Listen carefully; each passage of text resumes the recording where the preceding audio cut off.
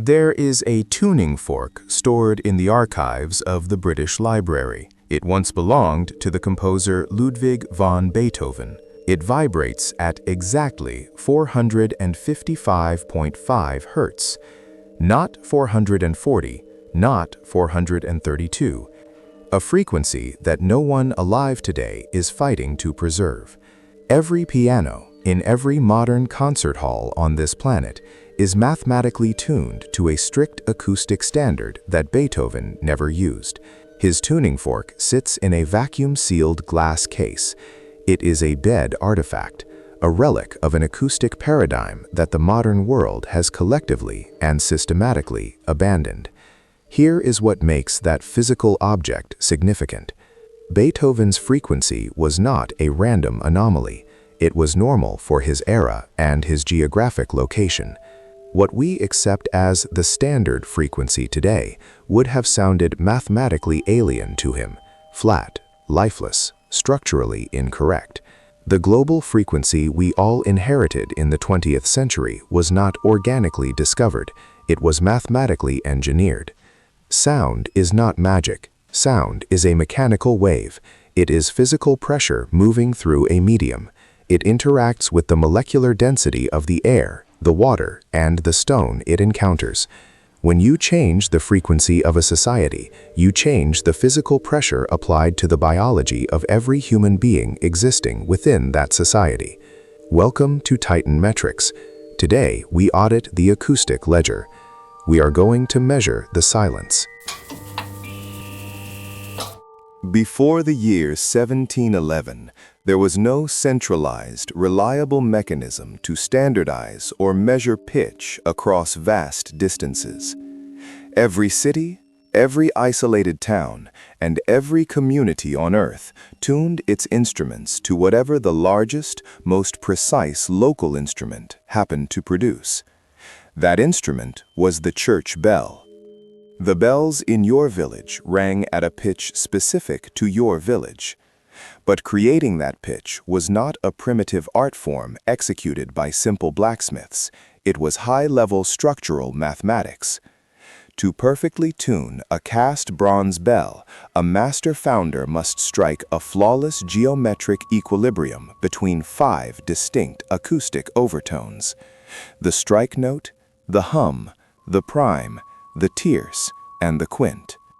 If the resulting bell is even a fraction of a hertz out of tune, the founder must manually lathe the solid bronze from the interior of the bell. If the engineer removes too much metal from the specific curve known as the sound bow, the prime note goes flat. The entire multi-ton casting is instantly ruined. It must be melted down and poured again. Let us audit the technology. The historical narrative asserts that they achieved this exact multi-tonal, millimeter-perfect frequency tuning in the 15th and 16th centuries. They did this without digital oscilloscopes, without electronic strobe tuners, without computer-aided acoustic modeling. Once that bell was hung in the tower, its perfectly calibrated frequency became the acoustic anchor for the entire region. The massive pipe organ inside the cathedral was meticulously tuned to match the exact mathematical frequency of the bell. The human choir was trained to match the organ. For centuries, the entire stone building, the brass pipes, the bronze bells, and the human biology inside it hummed in a unified, localized resonance. Then, the global destruction of that resonance began. Let us open the ledger and walk through a timeline of destruction that mainstream academia refuses to compile in a single document. In the year 1700, Tsar Peter the Great confiscated roughly 100,000 church bells across the Russian Empire. In 1793, the French Revolution passed a national decree. Every parish in France was allowed to keep exactly one bell. Approximately 100,000 precision-tuned bells were forcibly removed from 60,000 steeples and destroyed in under 24 months. During the First World War, the German military confiscated 44% of all church bells within their borders. In 1929, the Soviet government passed legislation forbidding all public bell ringing. They officially ordered 1 million bells to be dismantled and melted down. During the Second World War, the Nazi regime systematically confiscated more than 175,000 bells across occupied Europe. The official historical narrative provides a very simple, very standardized explanation for this erasure. They claim these bells were melted down to cast bronze cannons, bullet casings, and wartime munitions. Let us conduct a forensic audit of the metallurgy and the logistics.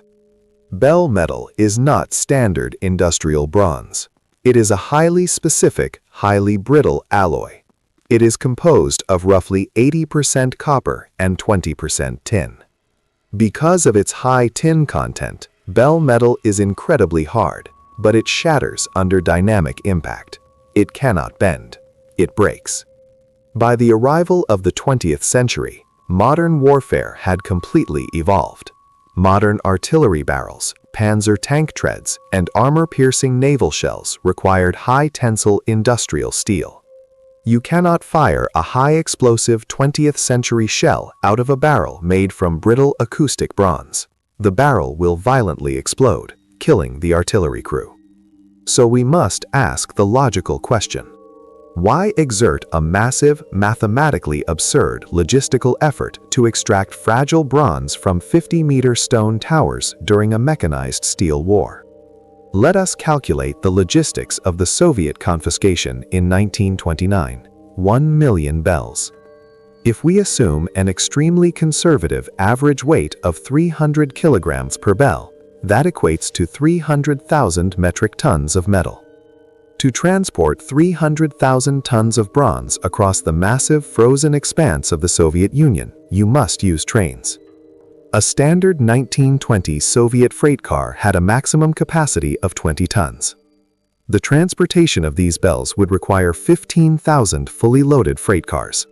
This massive logistical mobilization occurred during a period of extreme economic crisis and agricultural famine. They diverted trains, manpower, and coal to pull bells out of towers. Now apply this to the Second World War. To lower a 3-ton bell from a 50-meter Gothic tower without destroying the building requires a massive block and tackle pulley system. It requires heavy timber framing. It requires specialized engineering crews. Doing this 175,000 times across occupied Europe requires millions of highly skilled man-hours. Why would a military command fighting a brutal two-front war facing severe labor shortages divert millions of man-hours to lower brittle acoustic bronze from church towers? You do not melt acoustic bronze to build a panzer tank. You melt it to permanently silence the frequency. While the physical anchors of local resonance were being systematically eliminated, the global standard was being aggressively rewritten. In 1859, the French government passed a sweeping law, not a musical guideline, a strict legal statute. It declared that the musical note A would vibrate at exactly 435 Hz across the entirety of France. It was the first time in documented human history that a government dictated the mathematical pitch of sound by legal mandate. But the standardization did not stop there. In 1939, an international acoustic conference was held in London. This conference established the modern global standard of 440 Hz. Here is where the popular internet conspiracy theory completely fails the titanmetrics audit.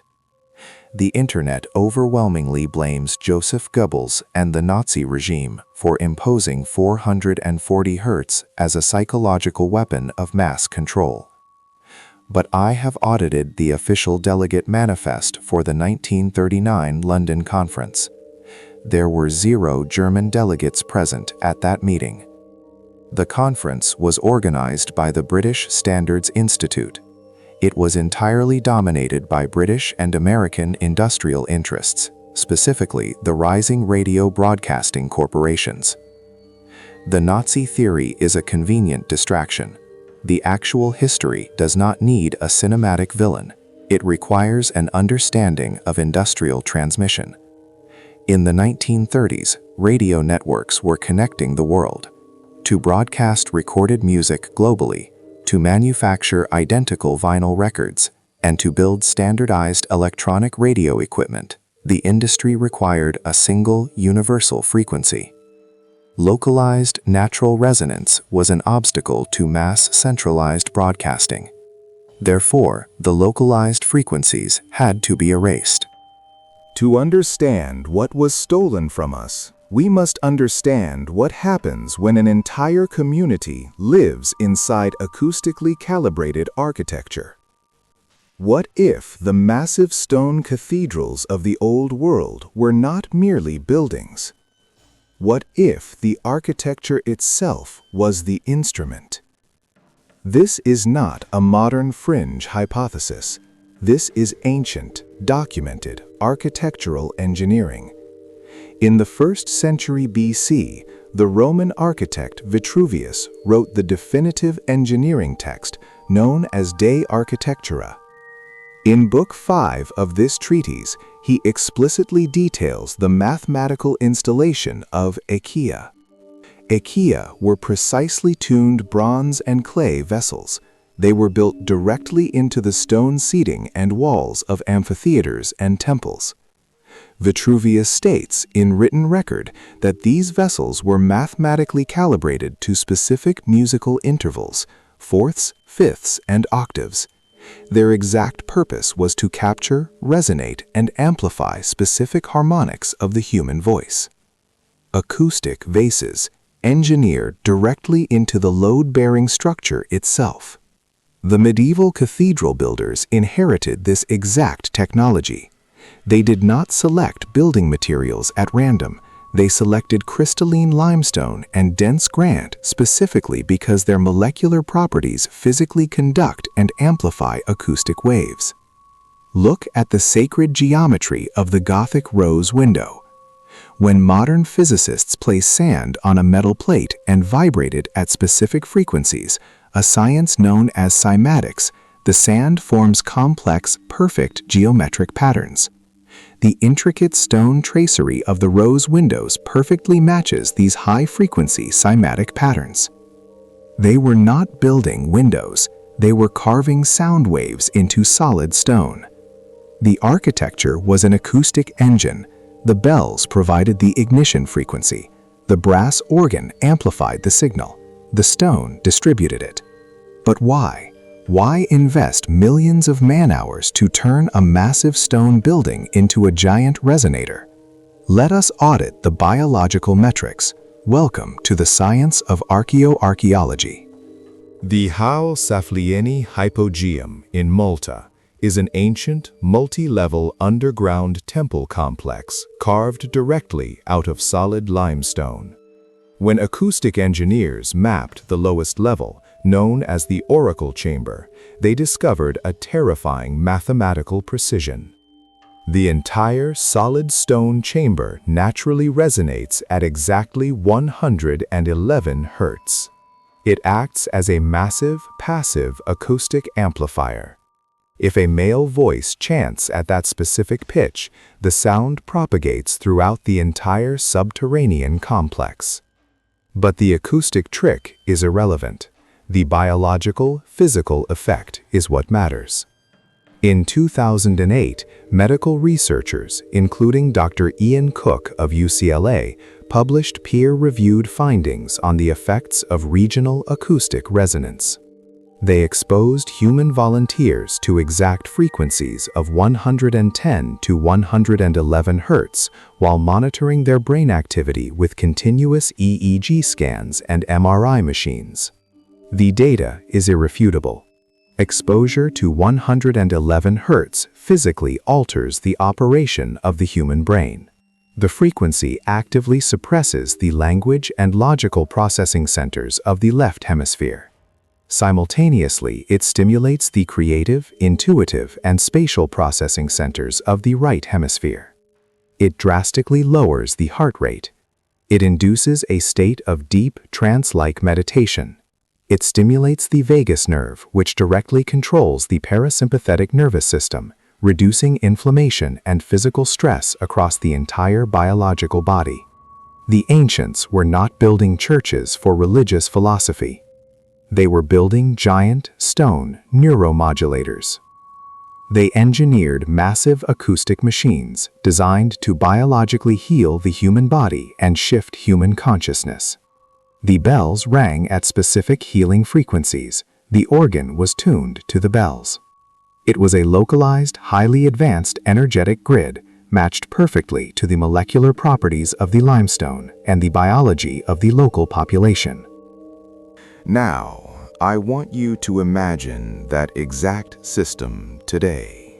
The original, meticulously tuned bronze bells are gone, melted down by government decree to make cannons that did not require bronze. The massive pipe organs have been retuned to the mandatory global standard of 440 Hertz. The only element still vibrating at the original ancient frequency is the stone building itself. The acoustic acacia vases are still hidden in the walls. The crystalline limestone still favors the old wavelengths. But nothing is feeding it. The instrument is completely intact, but nobody is allowed to play it. Look at modern architecture. It tells you exactly what was stolen from us. Modern auditoriums use flat drywall instead of vaulted stone. They use synthetic acoustic foam panels designed specifically to deaden and absorb sound rather than amplify it. They rely on digital microphones and plastic speakers. It is dead sound, confined to a dead room. The standardization of pitch did not just change a musical note. It unplugged an entire ancient ecology of localized resonance and biological healing. It replaced the customized restorative vibration of the old world with a single mandated tone broadcast from a centralized steel radio tower. Look at the masonry of your oldest local buildings. Look for the embedded resonators. Audit the math of their dimensions. The current historical narrative relies entirely on your blind acceptance of their forced frequencies. This concludes today's acoustic audit. Subscribe to titanmetrics. The ledger remains open.